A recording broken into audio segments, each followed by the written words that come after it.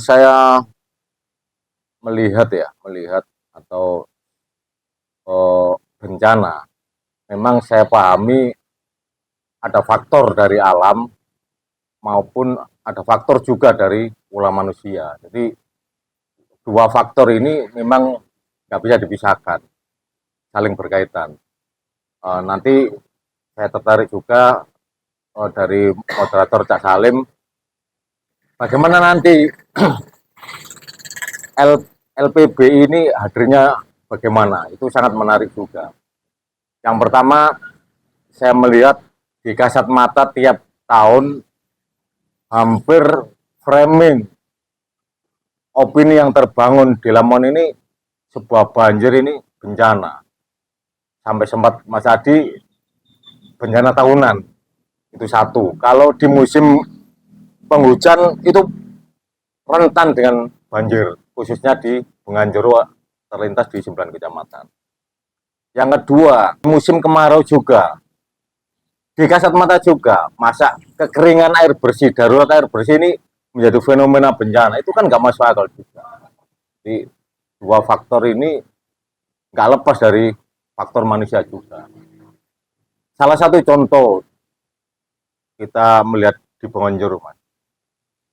Saya ingat saya 2003 yang lalu, waktu zamannya Pak Masfu, saya ngadvokasi mulai dari Kiringan sampai Belawi. Saya ajak demo pada saat itu. Kebetulan saya korlapnya. Sempat ada penangkapan juga, kawan saya nasikan sama saya, sampai saya harus lari ke Belawi, diamankan, tapi tetap aksi saat itu. Pak Irfan. Di saya ngorganisir pemuda Bonorowo, Benganjero. Jadi saya sebelum aksi itu sempat sering diskusi door-to-door ke rumah-rumah warga, mulai dari Penoman, Melawi, Pudi, Wates, Wedeng, Waruk, sampai hampir hafal di sana. Itu orang-orang tua saya ajak ngobrol, ternyata dulunya nyambung ke Mas Adi, nggak ada banjir. Semakin ke sini ada banjir. Berarti ini kan ada kesalahan tata kelola manajemen air. Contoh kayak di Rawa Sekaran, Rawa itu kan pengendapan itu semua, alih fungsi. Jadi saya meyakini di Sungai Benganjero itu pengendapan luar biasa, sehingga itu menimbulkan ini banjir dari saluran ke primer itu terhambat karena di sana sudah mengendap sedimentasi. Ya. Terus di waktu uh, waktu kemarau kan berarti nggak bisa manajemen kayak embung, kayak waduk, sehingga tragis masyarakat Lamongan mengandalkan PDAM nggak bisa memaksimalkan untuk ngasih air bersih. Sedangkan setiap tahun itu menjadi komoditas politik, santunan air bersih, BPBD, dan lain sebagainya, itu kan sebuah bencana yang dibuat oleh tidak keputusan untuk mengelola bagaimana di musim penghujan maupun di musim kemarau. Nah, lagi-lagi yang menarik, nyambung dari Cak Salim, di 5-10 tahun terakhir ini di hutan ini ternyata juga banjir, miris sih. Pada logikanya hutan nggak bisa banjir, di Sambeng di mana itu banjir. Berarti kan di situ ada bencana yang sengaja itu akibat dari ulah manusia. Ada penebangan liar, ada penggalian dan lain sebagainya itu. Jadi seharusnya ini ada tegakan, berhubung ada tebang ilegal dan tebangan liar yang itu salah manajemen, sehingga dampak dari banjir inilah masyarakat selatan mengakibatkan gagal panen. Di Benganjero juga mengalami gagal panen juga. Itu dampaknya ke masyarakat juga, khususnya petani tambak maupun petani padi. Jadi jadi saya belum melihat kalau di Lamongan ini cenderung faktor alam kayak gunung meletus dari kan nggak ada. Yang ada paling dominan ulah faktor manusia. diperparah lagi, saya baru dengar di daratan jalan nasional ini perusahaan-perusahaan ada limbahnya juga, itu mengakibatkan dampak ke petani juga, itu sangat miris juga. Nah, di kalau tadi saya meluruskan oleh Salim bahwa memang di selatan, khususnya di hutan, itu ada program dari Kementerian Kehutanan sejak 2016, keputusan menterinya, itu ada namanya perhutanan sosial.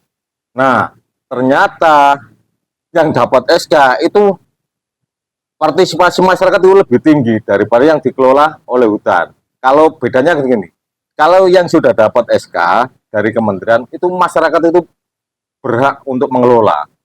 Yang di luar SK itu masih belum berhutani. Nah, ternyata yang dikelola masyarakat ini lebih berhasil, merasa memiliki hutan, merasa menjaga hutan, jadi menjaga ekologi di hutan itu sendiri. Kalau eh, mindsetnya dari berhutani itu tidak punya mindset kayak gitu. Bilangnya oknum, oknum, oknum, tapi oknum ini kayaknya tersistem. Jadi, mulai dari KPH Mojokerto, KPH Jombang, KPH. Berapa hektar yang sudah di SK oleh masyarakat? Teman-teman, alhamdulillah bentuknya ada dua, kemitraan sama perhutani juga ada, dan yang berdiri sendiri yang dapat SK dari kementerian sekitar 2.490-an hektar. Itu langsung petani dengan Kementerian Kehutanan.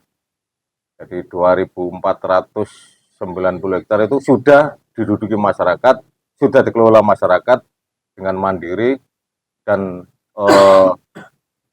bagi hasilnya itu langsung ke negara melalui kementerian Yang belum itu. di SK berapa? Waduh, yang belum di SK, kalau setahu saya data ada di KPH Tuban, Mojokerto, Jombang, sama Bojonegoro, apa, 3 KPH itu sekitar 20 sampai 30 ribu hektar. Baru berapa persen yang sudah mendapatkan SK ini. Jadi itu terakhir, bagaimana LPBI ini nanti hadir.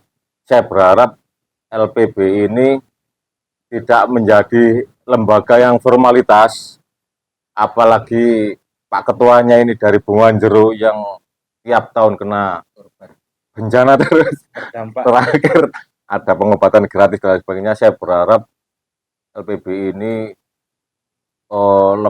di garda depan, tidak hanya nanti waktu kena dampaknya langsung. Jadi mitigasi pencegahannya itu mulai dari perencanaan di level desa maupun level kabupaten. LPBI ini saya berharap hadir untuk mengawal sebuah kebijakan, yang mana kebijakan itu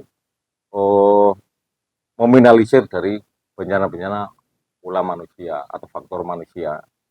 Jadi itu jangan sampai LPBI ini menjadi lembaga yang mercusuar atau formalitas, hanya menjadi gagah-gagahan di internal NU. Saya berharap LPBI ini turun aktif, kayak ormas-ormas yang punya giat di pertanian atau bencana atau yang lainnya. Apa pikiran Mas Bono dalam waktu dekat ini peran LPBI yang bisa? Kalau menurutku segera mengkonsolidasikan di internal. Setelah itu baru membuat program-program strategik internal untuk berimpact ke masyarakat. Nggak neko-neko lah. Yang ada di kasat mata harus kita fokuskan untuk menanggulangi sebuah bencana itu.